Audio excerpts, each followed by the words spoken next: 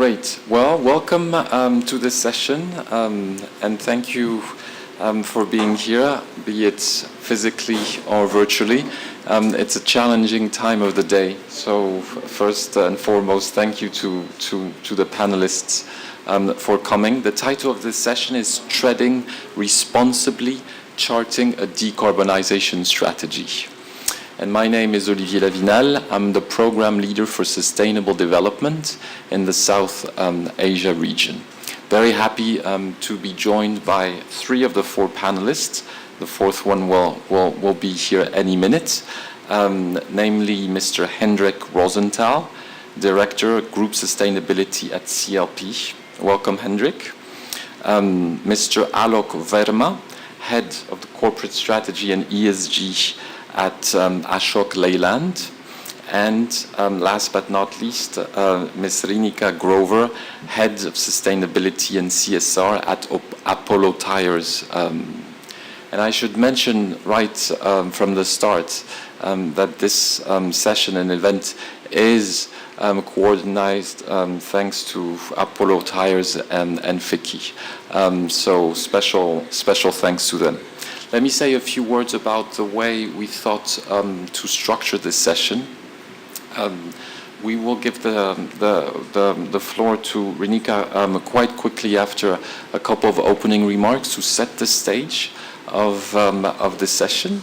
And then we will structure the session around three questions. The first one, which will allow us to relate back to the global challenges and hear from real life experience what it is to embark in that path of decarbonization. The second one are going to be more specific questions, and we count on concrete examples from your respective industries to see how this translates into action. And then a third set of questions which will be related to the forward look, what's next. And that's obviously on everyone's mind here at COP28. So before maybe handling the floor to Rinika, a couple of words from my end and from a World Bank perspective. We're very happy actually to have been invited to this event because there's a bit of a contradiction between the aspirations that we're all setting for ourselves here and all over the world, in South Asia, but more globally, and the realities on the ground. And it's that aspiration that we would like to talk about today with actually the private sector. Clearly the limited, not to mention sluggish, advancements in meeting ambitious climate targets has and is sparking apprehensions about the feasibility of its implementation. And one question that we will have here today for private sector representatives is how do we come together across the public and the private sector to figure out this conundrum? And what can the private sector, which is absolutely instrumental in the solution, can bring to the table, including a reality check, probably. And that's the first question I will have to you for you related to the net zero commitments. I would also mention that in particular for us working in the South Asia region, India is both a challenge and an example. And a number of these policies that are taken now are inspiring and should be inspiring for the world. One of them, of course, that you all have in mind is the very ambitious plans around solar installations and the work that India is doing across the public and the private sector in this regard. The corporate movement to net zero in India is driven by the recognition of the urgent need to address climate change. And just to give you an example also, not necessarily only of the constraints, but of the opportunities it represents, the IFC, our private sector organization, has or estimates that we're talking of 3.1 trillion climate smart investment opportunities in India, 448 billion of which are linked to renewable energy, and 1.4 billion, or 1.4 trillion, sorry, in green buildings. So needless to say that, we have there an opportunity to seize, and probably even more interesting to hear from the private sector what kind of opportunities and how you're seizing it. So it's not only a question about respecting the commitments that are out there and how you do to do that, but it's also maybe reflecting on the opportunities that it constitutes. Listen, the set is stage, or the stage is set, either way. Let me now turn to Rinika to give us an overview, and then we'll go into the questions. Greetings to everyone. Thank you, Olivia. Thank you to ITA for providing opportunity to both FICCI and Polo Tires for hosting this session. And we talk about the title when we're talking about the theme of this is treading responsibility, and that's a theme which is kind of very, very widely used in the tire industry. It just kind of reflects and talks about what exactly organizations are doing, but treading is something that we use extensively. And whilst we're talking about pivoting towards low carbon future, a couple of things just kind of stand out when we are talking about what's happening in the world. So we do see that climate crisis it continues to threaten the world. It is something that's no longer a risk, it's actually an issue at the moment. And last year when we spoke, last year COP, there were talks about how we're not just looking at mitigation, but there's adaptation as well. So that goes hand in hand at the moment. And we see that countries are making lots of pledges, but still we are far behind in terms of where we should be. And of course, when we talk about the rise in emissions, which continues, there's a very interesting study that was there which said that we're still falling short of 45% drop in emissions required to actually curtail or contain global warming to 1.5 degrees. So these are some of the telling statements which talk about what's exactly happening. And recently, there was this article in the UN report which said that the way we are continuing, we are projected to be reaching 2.9 degrees. So these are the conundrums that we experience, and these are the dilemmas that we are grappling with at a larger level. But when we look at in terms of what's happening, so of course, fossil fuel production and extraction, these are key causes for global warming. And the production of both, when you talk about oil, gas, and coal, it's bound to increase. And recently there was a very interesting study which said that basically we are increasing the production of coal by 460, this decade actually. We're likely to exceed the production of coal by 460%, over 460%. Gas is over about 80%, and oil is about 30%. If we were to keep in line with the global target of 1.5 degrees. So this is something which is very, very daunting, and one needs to be very mindful in terms of what's happening across the world. And also when we're looking at, overall, so of course, one side is where there is huge amount of extraction that's happening in terms of production of fossil fuel. There is also one of the things which we can look at the other side, which is a positive side, where we're looking at the increase in renewable energy. Because from, the renewable energy in terms of looking at alternative fuels, that's already on an increase.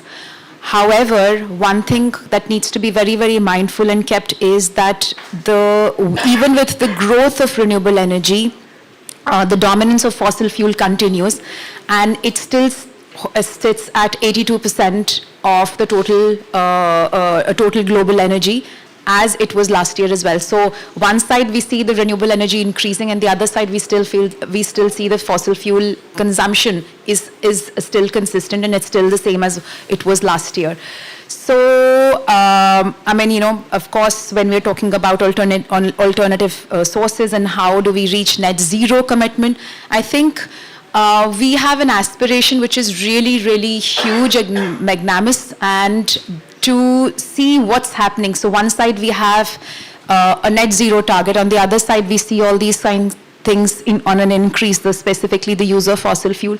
How do we achieve net zero? Where exactly is the role of corporate sector or other stakeholders as well? And that is something that we need to look at in terms of, you know, with this panel. Of course, this is just a start. There is a huge amount of work that needs to be done. But I thought just to set the stage up in terms of what is it expected from the stakeholders, cross-sector partnerships, what exactly is the industry doing? And I thought it would be just the starting point for me to kind of leave over here. And back to you, Olivia. Thank you so much. I think it's just that this is where we thought we would start the deliberations from. Thank you. Thank you, Rinika. You've made my job very easy.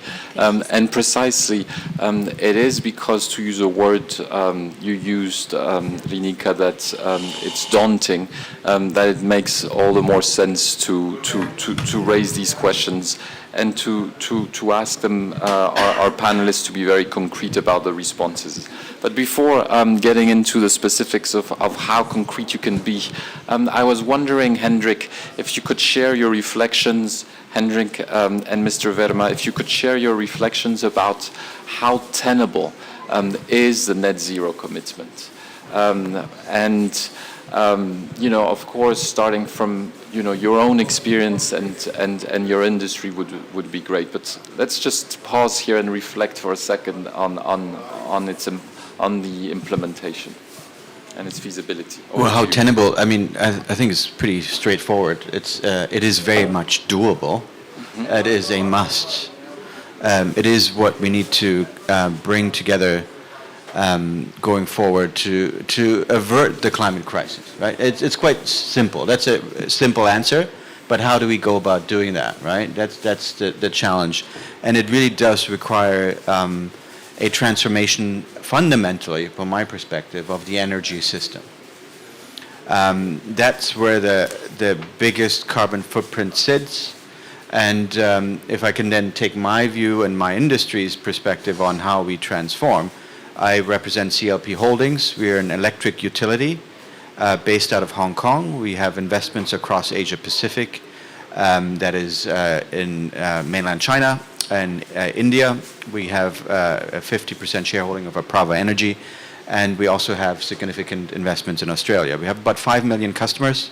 We have a mixed portfolio of assets, starting with coal. We do still have coal. We have natural gas, we have nuclear, and we have an increasing portfolio of renewables. Now, the challenge, and you know, just to go back to your question, is our Scope 1 emissions are everyone else's Scope 2, right? So we have a big role to play in this system as an electricity provider. And what we need to do is find ways to transition away from fossil fuels for the generation of electricity. And at the same time, make sure that this precious resource, electricity, is not wasted in the process of consumption. So energy efficiency is quite key here as well. And then when we look at how we generate and what sort of changes need to happen, maybe I can provide an example of what is keeping us from moving faster. So we've set targets for our portfolio of assets to be net zero by 2050. We have a commitment to phase out all coal by 2040 across all our businesses. We have a 2030 target that is science-based target aligned with a well below 2-degree trajectory. It's not 1.5, right? And that's really the crux of the matter. Basically, our transition is perceived to be not fast enough to avert the climate crisis. And if we are to actually have a 1.5 degree target for 2030, we would have to shut down, phase out, phase down, whatever, all our coal plants before 2030. And in terms of what that means practically in our portfolio, we do still have coal operating in Hong Kong. That's being phased out over the next few years and will remain in our system as essentially as backup to make sure we can have peak demand met from around 2030 onwards. In the meantime, we have a significant portion coming from zero carbon nuclear power, from natural gas as well. And we are increasing our mix of renewables there as well. Now in Australia, we have challenges in terms of transitioning, and in China as well as in India. And if I can take India as an example of what's happening there. So our business, where we have a 50% joint venture with a Canadian pension fund, CDPQ, we have a solid investment focus on increasing our share of wind and solar, and it's really ramping up strong in the Indian market in terms of availability of projects, investment opportunities, and we continue to grow that business. We have also made investments in transmission businesses, transmission distribution, as well as advanced metering. But we have a legacy problem, if you like. We have one coal plant in India, Jharjar, that is only 15 years old, actually. It's probably one of the best or better plants operating in this market in terms of efficiency and in terms of emissions. But, as I said, from a group perspective and from a net zero perspective, we should be shutting down this coal plant before 2030. And if we were to do this, we would have some really basic challenges.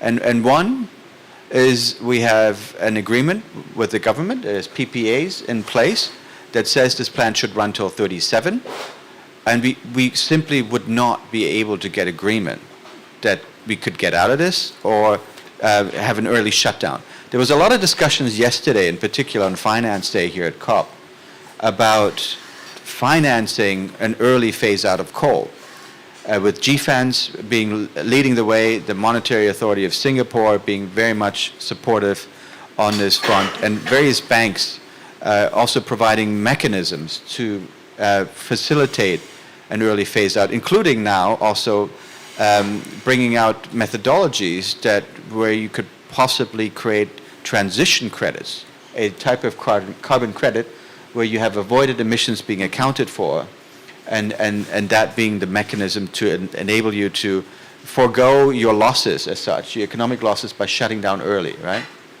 Okay, that's interesting. We would love to explore that option, but the realities of the market and the demand for electricity is so high in India that there was simply no way we could take that plant offline. Even if we replace it 100% with renewables, that growth in electricity of some 20% a year, that demand growth, is just not tenable at this point. You're asking tenable, right? To have this shut down before 2030. Now this may change, so that the pace of investment is rapid in renewables, in zero carbon electricity, the infrastructure and the storage and the transmission that needs to happen. But it is simply not enough at this stage to then also allow the shutdown of these fossil sources of electricity.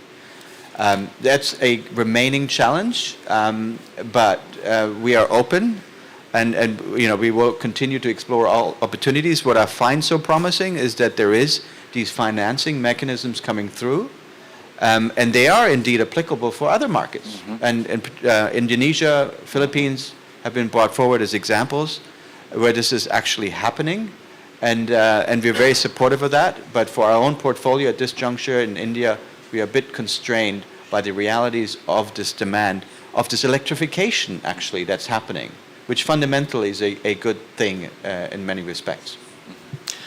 Many thanks, Hendrik, for a very comprehensive response and for highlighting, the tension that exists between, on the one hand, the rapid pace of investment, and on the other hand, the needs that still need to be addressed. Let me turn to your neighbor, Mr. Verma. Your group is one of the largest manufacturers of commercial vehicles, especially promoting smart logistics solutions. Could you share with us both, views on how tenable it is, and maybe, as Hendrik did, relate it back to your industry? Sure, Oliver. Yeah, I think if I look at the India example, the India story, I think there is a definite push towards meeting our goals, right? We have signed up for net zero by 2070 as a country. And I think what we have done is also we have revised our overall NDCs upwards. So when it comes to in terms of our overall footprint from an energy intensity standpoint, we have improved it from roughly around 30% to 45%. We have actually made greater commitments on the renewable that will be there by 2030. So I think we are aiming to be 50% renewable by 2030. And as India, I think the 2/3 of the growth story is still kind of, at a very least, it's still to happen. So I think that gives us very big promise in terms of our ability to meet our objectives. Right now, we're, let's say, close to a $3 trillion economy. If you're going to be a $10 trillion economy, I think 2/3 of the growth is to be covered. So I think to your point, Hendrik, I think you don't need to worry about existing investments, but future investments should be all, I think, geared towards renewable, because I think you will need a base to start with, and I think we are also envisioning a hybrid future, at least at a transition stage. And then I think it goes in tandem with our vehicles as well. While we have actually put down all the different alternate fuels, LNG, battery electric vehicles, from a trucks and buses standpoint, LNG I talked about, CNG, hydrogen ICE, hydrogen fuel cell. So put it out all there. But I think the consumer also has to start adopting it. Right now, I think their cost is at 3 to 4x in terms of the overall. So I think the TCO is working out in some cases. In some cases, the TCO is not yet there. So the transition will take time, and we'll find pathways towards greater adoption. And yesterday, I think in one of the sessions, I think the behavioral change also needs to happen. And I think it's not just the consumer, it is also the corporates that will need to have some level of behavioral change. Because right now what we are seeing is, I think the same rate per kilometer that is there for diesel is being offered for electric as well. So the transition is going to be very, very challenging in that sense to really make sure that the commercials are, but things are really optimistic on that front because new pathways are getting opened.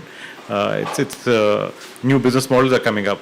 So from that perspective, I think, for example, I take an exemplar on hydrogen. Hydrogen, I think we talked to several players who were actually on the producing side. And each of them said, that, okay, steel, refining, these are our top priorities. Right? So I said, okay, all right, I think transportation is probably fourth in their priority, at least the initial discussions I had. But then I figured that there was a company which was actually looking at distributed hydrogen production, which meant that it does not, beyond a point, it does not make material difference in terms of the hydrogen cost. So scalability is only up to a point. And I think the distributed production actually makes a lot of sense in terms of, I think, our own distribution points. So I think there are business models that give you optimism. From our own standpoint, Ashok Leyland, I think we have actually signed up for SBTi net zero by 2048. So I think to your question whether it's tenable, whether we have the complete roadmap identified, no, I don't think so. I think, and I think, especially in hard-to-abate sectors, people will not have a clear view. But what we do have is, we do know that there will be advances along the way. And we are geared towards charting that path through different means, innovative means. And the initial path is very, very, I think, for anybody can take that path to start with, because the first 15-20% impact you can actually make, and there will be a cost benefit right there. It's not going to be challenging in that sense. But as you go forward, I think the cost curves will also start to come down. So which we are seeing, right? In the last decade, the cost curves of the batteries have come down significantly from $1,000 per kilowatt hour to where we are right now, $150 kilowatt hour, give or take, depending on your battery chemistry. So I think this gives you optimism that I think the path, although not very clear, I think can be developed much in a leaner manner. So that's one. We've also signed up on RE100 by 2030. Now, I think I speak for the group. Our group chairman, he was at the COP on the day one, day zero and day one. And the thinking is, can we do more, right? So that is right now the thinking among leadership, and that's the DNA of the group as well. I think we have done a lot bit on ESG side before it actually became a buzzword in that sense. We have Miyawaki forest within our plants, which gives us an abatement potential of 13,000 tons every year, tons of CO2 every year. So I think those are the DNAs from organization standpoint, but we are geared towards RE100. We are at 57%, which is best in class. But I think the path towards 100 again is we need to really see. We are operating in multiple states. There are some states which are forward-looking, some states I think where the policy is there, but I think the implementation needs to really take up a notch. But I think optimistic for the future. I think what we have done is I straddle both corporate strategy and ESG. What Ashok Leland truly believes is in whatever we do, whatever strategy we take, I think sustainability has to be a very critical component towards it. So I think that's with that, I guess. But we really look forward to, I think, see how we can work towards. And the biggest piece is working with our partners. Happy to see Apollo Tyres right here, our partners from a supply chain standpoint. That's the last bit, right, in terms of our net zero ambition cannot be done within our four walls. The four walls, scope 1 and scope 2, will only get us 3 to 5% of our achievement of the overall ESG targets. And rest 97 or 95% is outside, which means greater collaboration with our supply partners, with our customers, with our dealers. I think that's going to be very, very key for us. So we are doing that. I think we will build upon that behavioral change as well. So I think Apollo you will probably see we will call for a CSO summit within the Ashok Leland kind of a partner system. Because I think that's the I think joint path to be treaded as well, because there are supply partners who are really evolved, and I feel that we can learn from them, and some bit they can learn from us. And there are also people who are the MSME partners as well. So I think it's a great deal of optimism, but I think it's a challenging task as well. But I think that's what the beauty is. Thank you very much, Mr. Verma, for a note of cautious optimism, and also to remind us how important it is beyond, what we're doing today to embed sustainability in the core of the strategy, but even beyond ESG across the group, right? Let me take this opportunity to welcome our fourth panelist, Ms. Diksha Vats. You're Chief Sustainability Officer at the Aditya Birla Group. So welcome. I think by now you got a sense of where the conversation was going. And I don't know if you want to share your reflections, be it on the tenability of the net zero commitments or more generally on the strategy of your group. Over to you, Madam. No, thank you. Thank you for having me here, and my apologies for being late. I landed here at around 8:05, and I was just telling Vikram that maybe it was a good thing I managed to get a lot of steps early in the morning. I landed at a gate which I thought I was being smart, that would keep my journey the shortest, but maybe I was supposed to get those many extra steps in the morning. So I'll start on that optimistic note, and I'll also pick up from what Alok just spoke about. So Alok, we are also working with you. I am working at Aditya Birla Group. We are a $65 billion Mumbai headquartered conglomerate, and to build from what Alok spoke about, we are in one of our flagship businesses is aluminium, and we've been working now with our value chain partners on both sides. So on our customer-consumer side, we've started to work with companies like Ashok Leyland to say, how can we lightweight the vehicles? Because aluminium lends itself to lightweighting. It is also a material which is infinitely recyclable.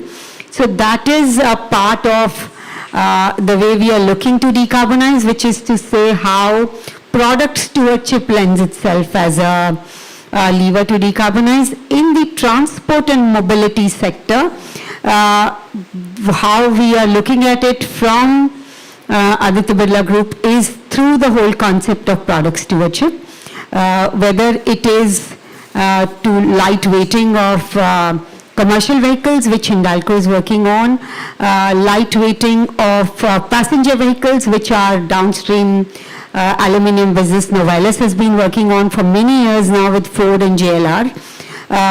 We've also been working with tire companies on how do we bring carbon black back from tires. So there is a brand called Continua that we've launched as Birla Carbon. We also make carbon black, which goes into making of tires.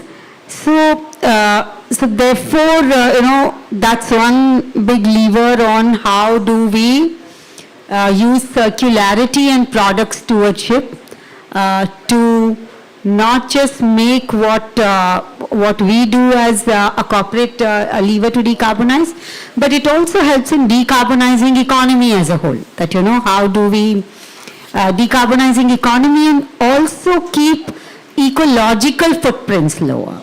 Because, that's another very important thing that we've been working on internally as well as communicating externally, that we cannot solve or work on, I won't claim big words as solve, but at least attempt to work on decarbonization, biodiversity loss, inequality, some of these big global, a term that I learned last week from hearing Potsdam Institute is polycrisis, that, we are in the midst of this climate change, inequality, biodiversity loss, and a lot of the ongoing geopolitical tensions that have been happening, that we are in a very unique situation as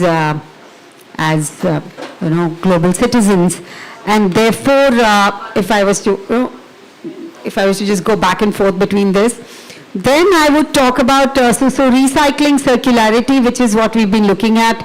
Novelis, which is the downstream aluminum company, in addition to working with the automobile companies, is looking at that, circularity as well as recycling. So whether it's within the factory locations, working with customers to say, we send you sheets to an automobile company, how do we keep it in a closed loop to bring those cutouts back? So pre-consumer and then post-consumer waste as well. So that, looking at energy efficiency and energy conservation, which given that whole polycrisis thing, given the need for energy security, energy efficiency and energy conservation are fundamental levers that all corporates need to look at, have been looking at, because energy is, is a large part of cost of operating. So it is very intuitive to say, how do I minimize those costs?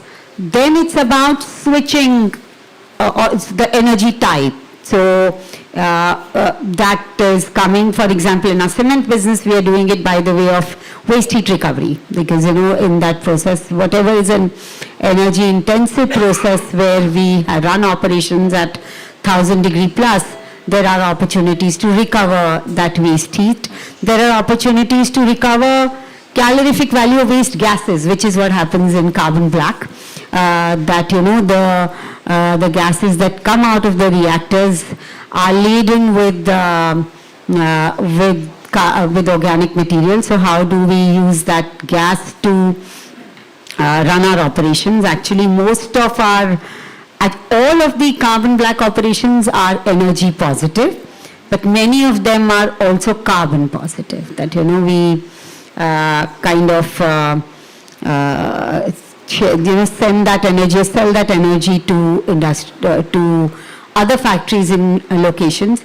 It works in some geographies. For example, for us, it works very well in Thailand, where our carbon black plant is very close to Aditya Birla Group's viscose fiber plant. So the waste gas is sent there, and they use that to kind of, run part of their operations.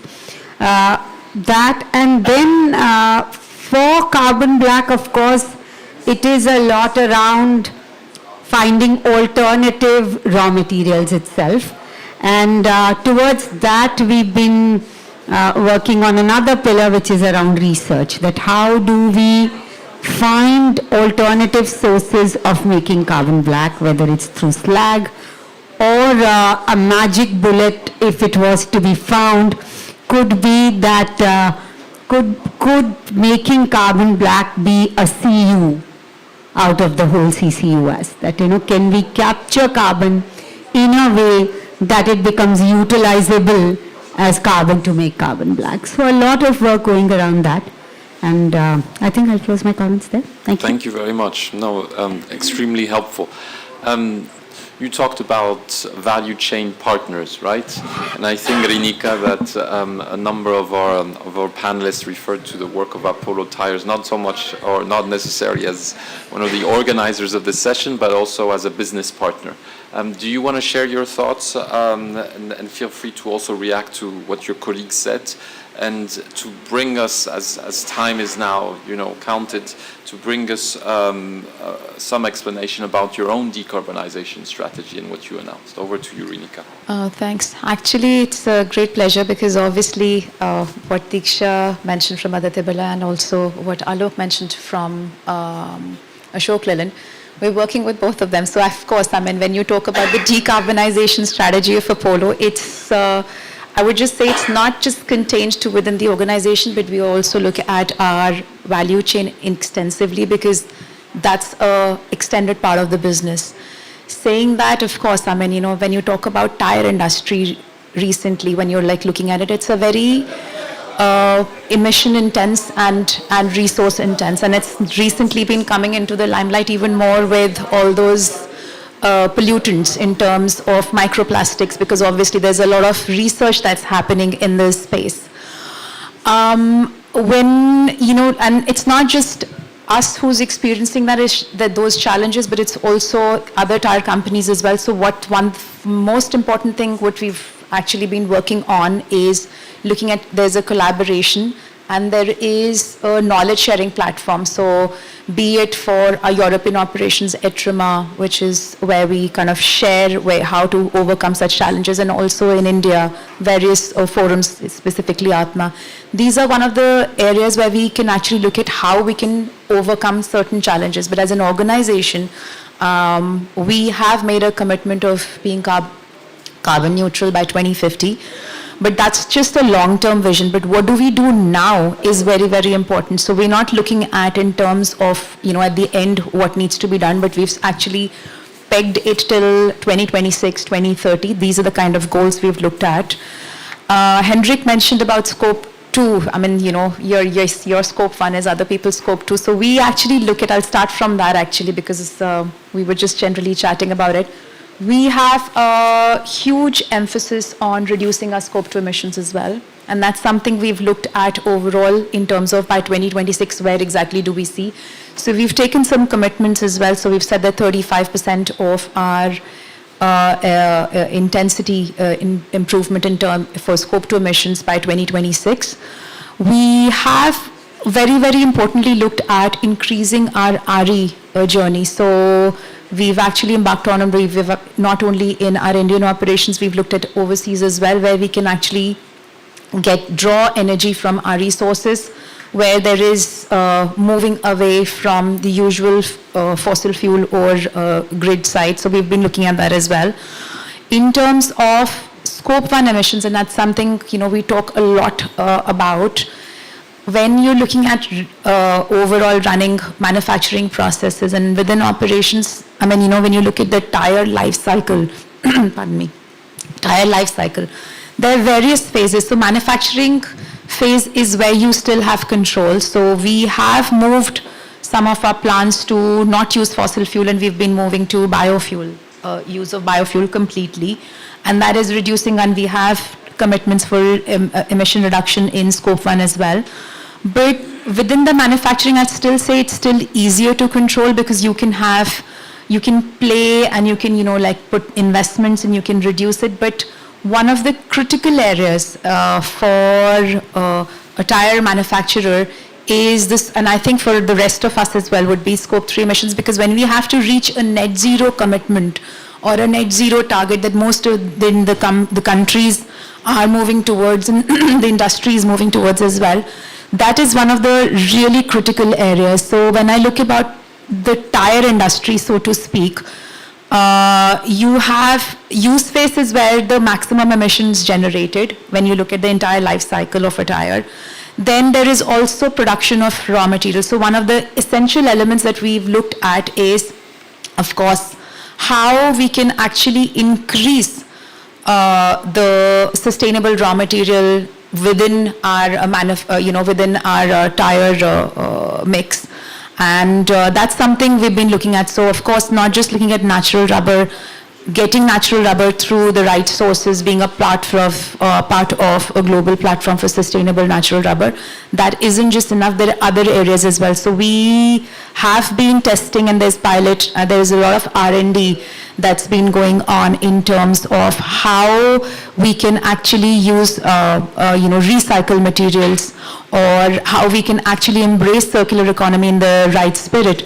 So I think overall, when we're looking at that, and we've actually made commitments over that as well, that by 2030 we need to have 40% of our sustainable raw material within the product mix, which is very much aligned with the European Green Deal. But what exactly do we do? So for that, we were talking about value chain and like cross-sectoral partnerships. Very, very importantly, it's required in terms of how there are certain partnerships where we can actually leverage those and start using the recycled content within our tires, because that's what our OE partners have been also requesting, and they're apart from the customer. So we've recently have a cross-sectoral partnership. We've looked at an international player where within tire, when you're looking at when the tire is manufactured, there's a vulcanization process. How do you devulcanize that rubber and use it in your product mix where it's devulcanized in a non-chemical manner? So we've actually looked at that. We formulated a partnership with an international player, without taking names. And we're looking at how do we do that and embrace it within a circular economy, because one piece is you're devulcanizing rubber, the other piece is how do you utilize it within your product mix as well, because obviously it kind of works. Sometimes you need to do durability, safety, and all those kind of aspects as well. So all of that is in work in progress, and there is a huge amount of work that still needs to be done. But overall, when you asked about whether it's a tenable, net zero, is it a tenable option, is it tenable? I would say, of course, I mean, like overall, lots of commitments are being done, and then I'd go back to my opening remarks. But not everything is doom and gloom. There is a lot of work that's happening in this space, and there is a lot of work which the co-panelists have also spoken about that needs to happen in terms of investments, in terms of climate financing for these technological advancements to actually take shape and for us to be future ready as well. So I think overall that's what I'd just like to comment on in terms of from what Apollo Tyres is doing. Thank you very much, and thank you for a very comprehensive response. We're running against time. We would need more time, but the clock is ticking.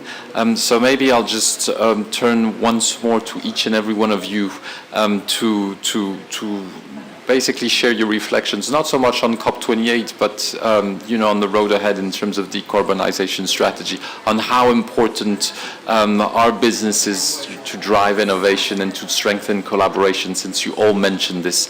Let me first turn to Hendrik. I wanted to ask you, Hendrik, and I realize that these are contradictory demands, how you manage to strike the balance, the equilibrium, if you will, between your low emission targets and even business, in your case, at a reasonable cost. I don't know if you want to factor that into your response. I realize it's a bit of a different direction, but over to you for a challenging exercise, which is to answer the questions, share your insights, and conclude maybe. Well, that is sort of the crux of the energy system, and specifically for our sector, as we call it, the trilemma of providing secure and reliable supply of electricity at affordable prices with minimal environmental impact. And it is a balancing act from that perspective. I can just maybe use an example of our work that we do in Hong Kong, as where we provide 80% of the Hong Kong's population with electricity, and it's via an agreement that we have with government. We are running a system fully integrated from generation to distribution, transmission, distribution, and the retail side, on the basis of having an agreement with government of how we generate this electricity, what sort of investments we make in the system to ensure the reliability is there. We have over 99.99% reliability in terms of outages are almost unknown in this market, even during typhoon season. It is quite rare that your power goes out, and that is because of the investments we make in the system, the infrastructure that's been put in place. And then we also have a very tricky discussion every year with government in terms of what the tariffs should be. And the fuel charges in particular over the last few years with the global energy crisis has not been helpful. So we were talking about geopolitics that we live in, the realities of our world that we have currently in front of us. If we build energy systems that are inherently self-reliant, and renewables is a big part of that, and to sort of decrease the dependency of importing energy from faraway places, we are circumventing some of these issues. And actually, in terms of being positive and encouraged, being here at COP with close to, let's say 80,000, but plus, maybe 100,000 people, we're all on the same page here. We're all trying to solve the same challenges, right? So I am very positive about this transition that we're working on, and that there is globally, and this is really, it's really fascinating of the sort of people you meet here, a melting pot of the world represented here at the United Nations Conference of the Parties event here, and it is encouraging to see that we all have our own challenges, we all have the same fundamental issue and problem, and we are trying to work together to fix it.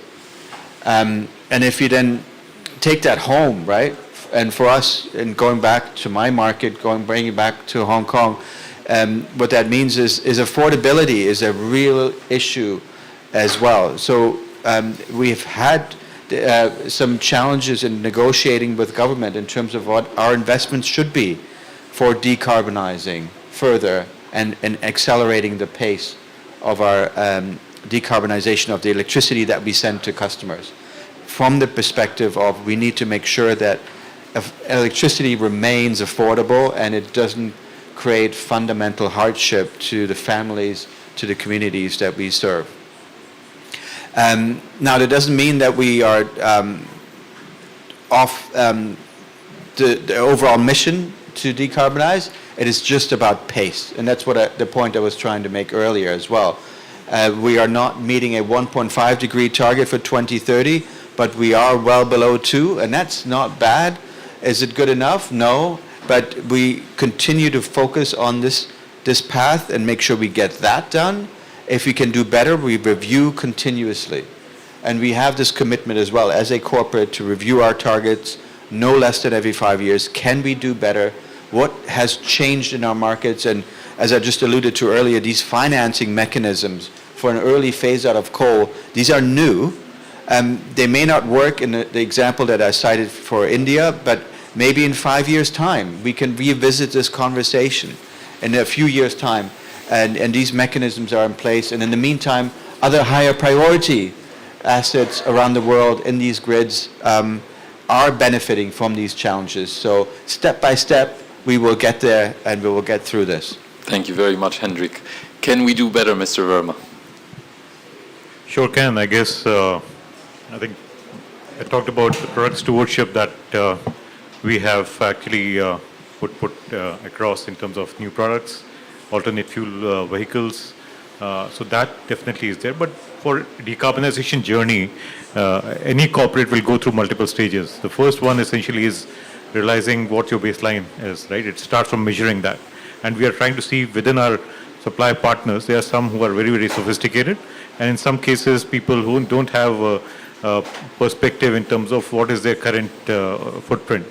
So I think that's the baseline, I think, measurement that tells you in terms of what is the journey you need to take. The second piece essentially is getting to know the pathways. So I think while I think it's not sequential, you don't, I think, and the next step would be in terms of setting the targets. But pathways and setting your targets is an iterative aspect because for us right now, I think we are looking at pathways, but at the same time, we have actually put our specific targets, net zero by 2048, RE100 by 2030. We have put that. We will revisit it. We'll see if we can be more aggressive on that. And finally, I guess in terms of then you then need to act on whatever I think strategies that you have thought together. So I think that's typically I think any corporate will go through. In the hard-to-abate sectors like ours, or let's say on the cement side, and the marginal cost curves, between cost curves, we'll have to look at multiple sectors. So we'll have to look at, I think, the way I think aluminium sector is actually managing its own supply chain. We'll have to see how the steel sector is doing it, how the tire sector is doing. So I think because we are at the end of the entire ecosystem and have multiple supply partners, so that is there. And interesting to see both. I think two of our critical supply partners are here, and I think that there is a Newton's second law of motion, right? Which I am alluding to, which I think is the reason why I think the energy efficiency on our product side gets impacted. So, which is force equals mass into acceleration, right? If you're not changing speed, typically you don't need any force in that sense. So I think on the mass side, I think having lightweighting, and we have a signed MOU with the Hindalco on that front. So I think that's important for us to really look at, reduce the weight of the vehicles. On the acceleration side, on I think the other element is on the tire side. How can we be more, I think, innovative on maybe losing that kind of energy as part of the movement of the vehicle. So I think those are typical things. Why I'm bringing it out is we need really partnership to think on some of these lines, and I think we'll have to see how Apollo tires or other tire manufacturers are actually innovating towards making sure that there is that the energy efficiency is taken care of. Because now I guess the focus is on some of these elements. Because I think if you move away from IC engines to, let's say, more alternate fuels or battery electric, I think there are other efficiencies that we need to talk about. Okay. So I think that definitely is the case. From our standpoint, I think we are looking at innovative ways and means to improve our targets. So we have already put an aggressive one. We are, as Renika mentioned, we don't only have an endpoint from a target standpoint, we have interim milestones as well. So while we are going for RE100 by 2030, we are going for, I think, trying to see whether we can go for our southern plants in India, 95% by 2025, right? So I think those are the interim targets, carbon neutral operations by 2030. So things of that nature. Maybe supply chain partners can come in earlier than, let's say, our customers, right? So because customers will require a whole new adoption of those vehicles, but optimistic on that front. Thank you very much. We need to close, unfortunately, but Ms. Vats, any parting? Yeah, so I think I'll just, I think a lot has already been said, and can we do more? Answers yes. Can we collaborate better? Answers yes. Can we contextualize better? The answer is yes. So I think it's a lot around if we contextualize, collaborate, and I heard last week Mr. Kerry speaking about it, that we also stay, all of us here, somebody said 100,000 people. So with that message of both hope and courage, because I think if we stay hopeful, if we are courageous and contextualize, not try to say what worked there would work elsewhere, I think we owe it to the future generation to do our best. Thank you. Beautiful message, and thanks to you. Rinika, thank you for hosting. The last word is yours. No, I just kind of reiterate, and I bank on whatever my co-panelists have said. I just feel that apart from when we're looking at in terms of the rest of the stuff, there's one thing we need to look at is, I said about mitigation and adaptation. So it's making our communities more resilient as well. And that's one of the key areas that we need to look at in terms of overall work. This is the decade of delivery. And that's where we need to focus our efforts on, and in terms of going forward, what we can do as an organization, but what overall world-wise we can do. So that's all I just like to say, because most of it, the best part is when you go last, everything else has been spoken about. Thank you. And thanks to you four. We'll leave the stage. Thank you very much.